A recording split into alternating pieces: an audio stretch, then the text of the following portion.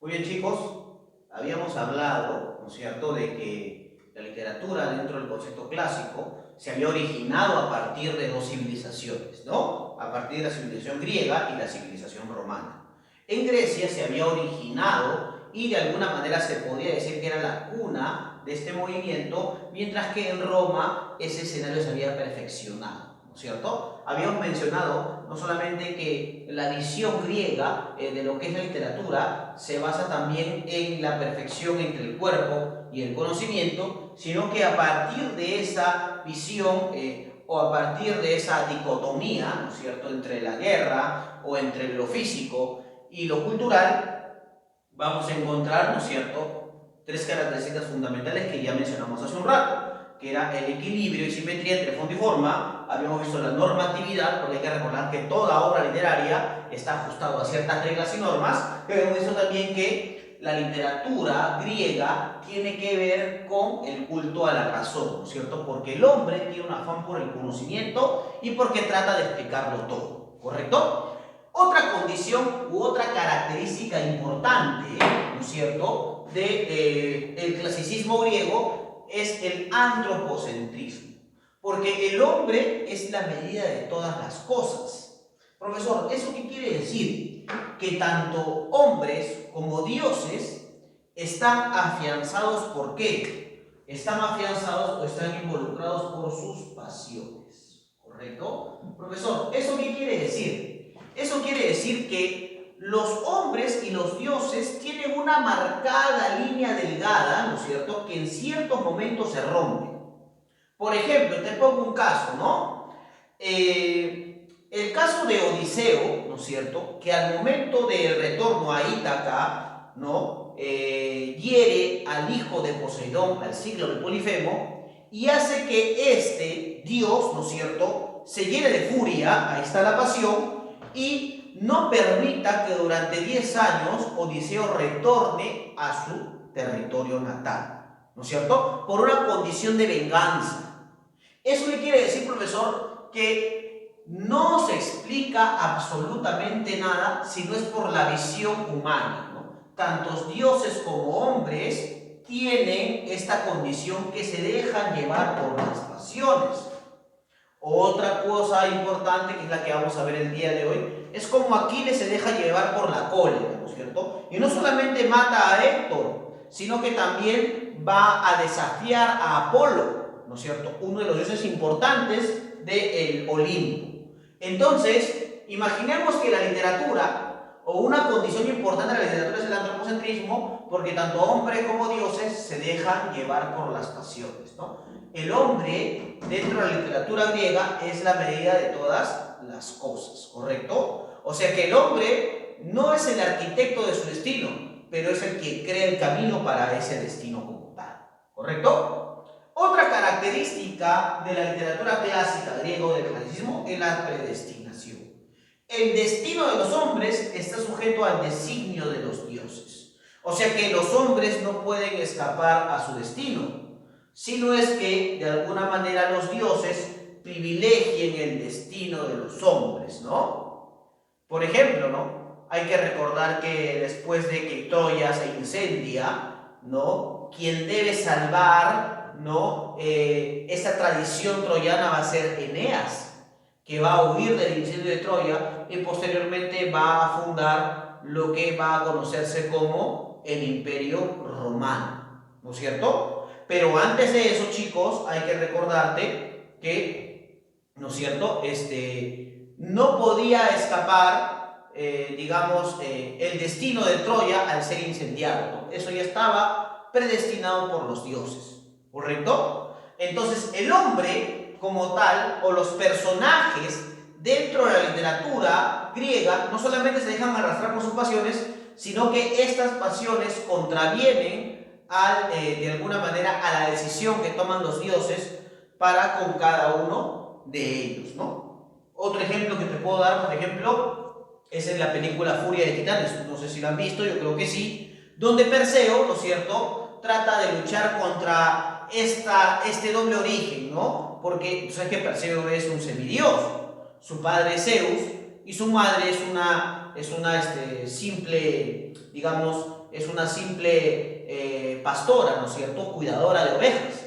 Entonces Perseo, para tratar, ¿no es cierto?, de no influenciar en la decisión de los dioses, decide apoyar a los hombres, a pesar de que los hombres, ¿no es cierto?, ya insultan, injurian o desisten de la alabanza hacia ellos, ¿no? Entonces ahí está. La predestinación es muy importante. Y finalmente la literatura clásica es clasista.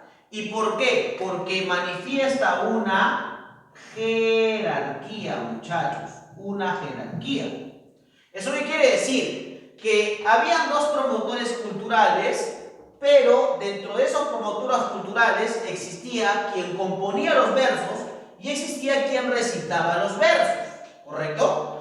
El único poeta, ¿no es cierto?, de esta época que va a desarrollar o que va, digamos, o que va a afianzarse en estas dos actividades va a ser Homero, ¿correcto? Del cual vamos a hablar en la parte final de esta clase.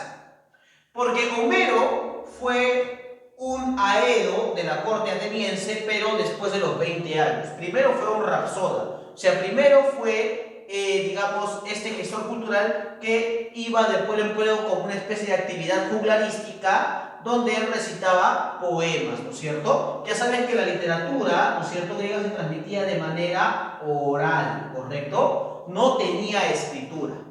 Y, digamos, Aedo, ¿por qué? Porque de alguna manera después de los 20 años él va a empezar a crear sus propios relatos y mitos. No puede estar a inventarlos, ¿no? Porque esos mitos ya existían, sino que les va a dar una nueva temática, un nuevo tópico, ¿no es cierto? Un nuevo tópico narrativo. Tópico narrativo. ¿Correcto, chicos? Entonces, por eso es que la literatura va a ser clasista. Porque van a existir aedos que van a ser poetas creadores y los rapsodas, quienes son los que van a recitar los poemas compuestos por los aedos. ¿Correcto? Ahora, vamos a hablar de los periodos de la literatura clásica y finalmente vamos a hablar pues de la etapa arcaica o también conocida como la etapa jónica. Para antes de hablar de esta etapa, quiero centrarme en los periodos del clasicismo griego. Vamos a hablar del periodo arcaico o también denominado periodo jónico. Profesor, ¿y por qué se le llama periodo jónico? Porque el dialecto griego que utilizaban, ¿no es cierto?, en esta época para la elaboración de los relatos orales era el dialecto jónico de este pueblo, ¿correcto? Entonces, ¿qué va a pasar en este tiempo? Se van a formar las polis o ciudades griegas y por ende, vamos a decir que el imperio griego empieza a formarse bajo una jerarquía. Jerarquía, profesor, ¿eso qué quiere decir? Esto quiere decir que va a existir clases nobles, clases aristocráticas, ¿no es cierto?, y también clases populares, ¿correcto? Y además se va a producir las guerras médicas por el control del comercio marítimo. ¿Entre quiénes? Entre los griegos y los persas, ¿no es cierto? ¿Quiénes van a ganar esta guerra? Esta guerra lo van a ganar o la van a ganar, ¿no es cierto?, los griegos, ¿correcto? Ahí está. Ustedes han visto, pues, ¿no?, la película 300, ¿no? Entonces ahí se da este tipo de guerra, ¿no? O sea, ¿por qué se llaman guerras médicas? Porque la isla por la cual luchaban era la isla de Meros, ¿no es cierto?, ubicado en esta región noroccidental de Grecia, ¿no? Ustedes saben que Grecia es un país compuesto por islas, pues, ¿no? Entonces, ahí está, luchaban por ese territorio.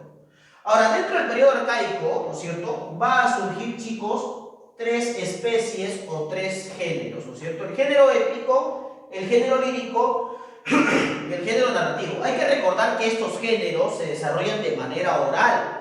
Por eso yo había mencionado en la clase anterior lo complicado que era para Aristóteles el aglomerar a estos poetas y de alguna manera clasificar las obras a partir de la actividad oral, ¿correcto? Vamos a hablar que en el género épico surgen dos representantes. Estos dos representantes hay que recordar, chicos, que se enfrentan en un certamen. En ese certamen Homero va a empezar a relatar pues sus obras, ¿no es cierto?, o sus epopeyas heroicas, ¿no? Por eso el género épico que se va a desarrollar, ¿no es cierto?, o la especie épica que se va a desarrollar en la edad antigua es la epopeya. Homero va a plantear una vertiente heroica y Hesíodo, con la teogonía, va a plantear una vertiente didáctica. Hesíodo en la teogonía habla del origen de los dioses y cómo es que se crea o se gesta la cultura griega. Como de alguna manera la teogonía es una vertiente didáctica y es una vertiente que va a enseñar al pueblo griego, entonces en ese certamen va a ganar Hesíodo. Pero Homero se va a convertir en el mejor epopeyista de su época. Porque no solamente va a hablar del personaje principal que es el héroe, sino que va a hablar de la tragedia que va a tener que padecer cada héroe para de alguna manera ser recordado a través de la historia, ¿no? Luego también vamos a encontrar el género lírico con tres tipos de poesía: la poesía yámbrica, la poesía musical y la poesía coral, que no es otra cosa que la poesía más la música más la danza. Vamos a encontrar, por ejemplo, el primer representante acá, que es Antílogo, con poesías satíricas, ¿no es cierto?, poesías graciosas. Safo, ¿no es cierto?, Safo de Lesbos, ¿no?, que fue de alguna manera la primera poetisa mujer del mundo occidental, con su obra o con su poemario Oda a Afrodita, donde elogia, ¿no es cierto?, el amor de la mujer bajo una condición importante. Y finalmente Píndaro, ¿no es cierto?, con su poemario Epinicios, que da inicio a lo que se va a conocer como la poesía coral, que une la poesía más la música y la danza. Y finalmente, en este periodo jónico, o digamos, o en este periodo arcaico, se va a desarrollar el género narrativo a través de Esopo y sus famosas fábulas, ¿no? Hay que recordar que en las fábulas los personajes son animales, ¿no? Esos animales que interactúan y hablan, y al final de cada historia hay una moraleja, ¿no es cierto? Por eso es que este género, ¿no es cierto?, narrativo, es el único género que tiene, aparte, ¿no es cierto?, de la vertiente didáctica del género épico, un fin pedagógico, ¿no? Algo que va a enseñar como tal. ¿Correcto, chicos?